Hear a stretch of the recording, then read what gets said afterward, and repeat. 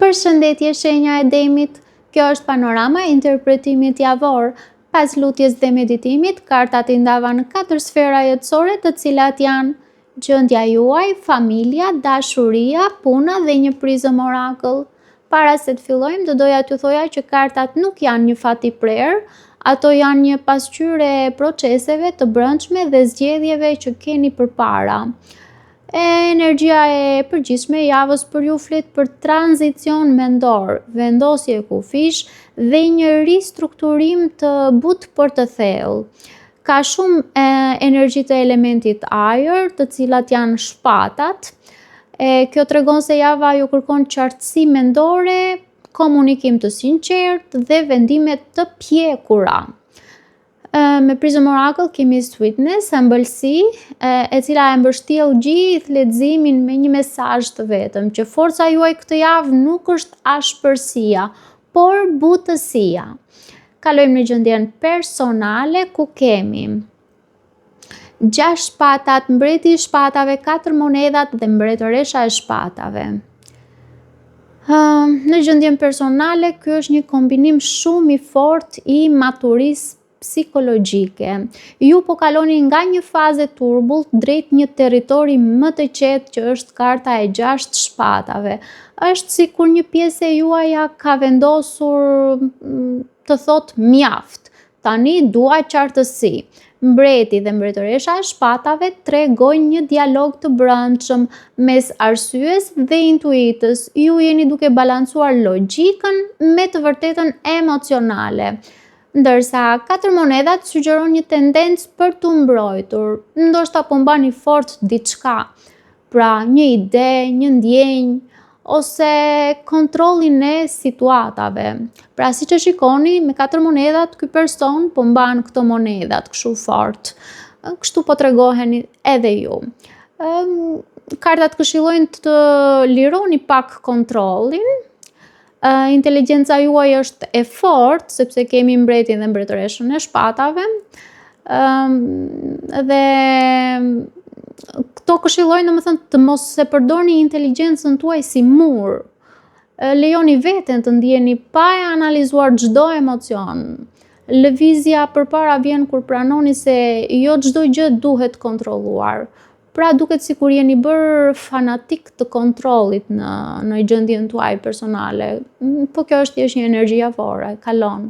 Kalojmë në familje, ku kemi djallin, 6 shkopinjt, 3 shpatat, 5 monedhat. Në sferën familjare ka një temë të fortë, lidhjesh karmike dhe plagësh të vjetra. Djalli shpesh tregon modele që janë të përsëritura, ose varësi emocionale, frikë, shumë gjëra që janë negative. Këto i përfaqëson karta e djallit, që mund të flasi për shumë gjëra, domethënë që nuk janë të mira, gjëra toksike. 3 shpatat dhe 5 monedhat flasin për një ndjenjë lëndimi ose mungesë mbështetjeje. Megjithatë, 6 shkopinjt është një kartë fitoreje. Dhe kjo kartë thotë, ka një dalje nga kjo, pra duket sikur ka një rrugë për të dalë të fituar, për një rrugë për sukses. Mund të ketë një bisedë të sinqertë ose një akt guximi që mund të sjellë një çlirim.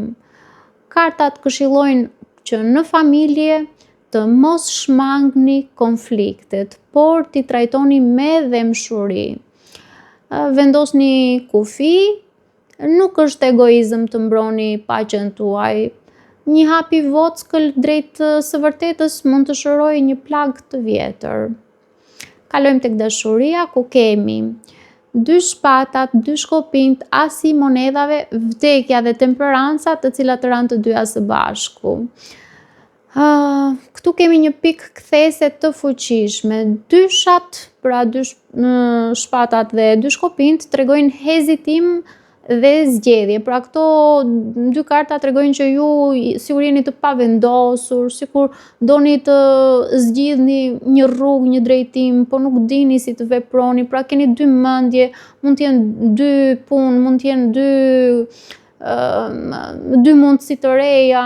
Pra, dy diçka që e dini ju më mirë, dhe duket sikur jeni në një udhkryq emocional. Asi i monedhave sjell një mundësi reale për një fillim të ri. Pra, është diçka konkrete dhe e qëndrueshme mbi të gjitha. Po fakti që vdekja dhe temperanca ranë së bashku është domethënëse, sepse ka një transformim të thellë që kërkon balancë dhe durim, sepse temperanca është karta e balancës dhe e durimit. Gjithashtu është dhe Major Arkana e Shigjetarit. Pra, një kapitull mbyllet që një tjetër të lind më i shëndetshëm. Në formë këshille, unë nga kartat do të nxirja që të mos i rezistoni ndryshimit në dashuri. Pra, nëse diçka duhet të përfundoj, lejojeni me hir. Nëse diçka e re po lind, ushqejeni me maturi. Çelësi është moderimi, nuk është as nxitimi, as frika. Dhe kalojmë tek puna, ku kemi 6 monedhat, mbretëresha e monedhave, 2 monedhat dhe magjistari. Në punë është një energji shumë premtuese. 6 monedhat flet për shkëmbim të drejtë, për ndihmë, bashkëpunim ose shpërblim.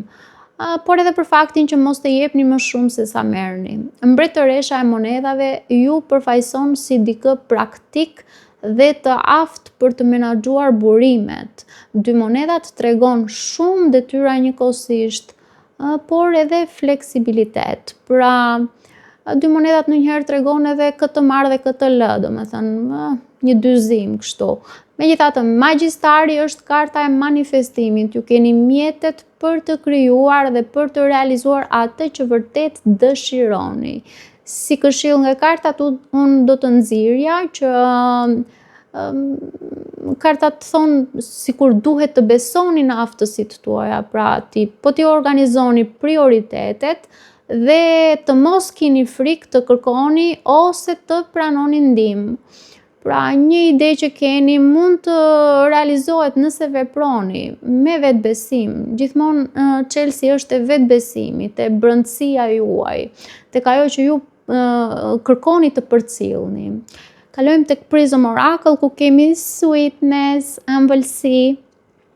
Prandaj tema e javës suaj është butësia si forcë, siç e thash në fillim. Pra, butësia nuk është dobësi. Ndonjëherë njerëzit e marrin dhe si dobësi. Kur je shumë i butë, sikur të shkelin me këmbë njerëzit, por duhet të tregojmë domethënë që çdo gjë ka një kufi. Dim të jemi dhe të butë, dim të jemi dhe kafsh. Sepse jeta ti mëson, njeriu duhet mësoj domethënë që në këtë jetë nuk janë të gjitha gjërat të bukura fush me lule. Duhet të dim të sillemi me të gjithë llojet e tipeve të njerëzve. Është mënyrë se si kjo, domethënë tema e butësisë është mënyra se si ju mund të zbutni tensionet, të ushqeni marrëdhëniet dhe të kujdeseni për veten. Kjo kartë ju kujton të flisni me veten me dashuri dhe të silleni me të tjerët me një mirësi që vjen nga vedia, jo nga sakrifica. Okej, paçim.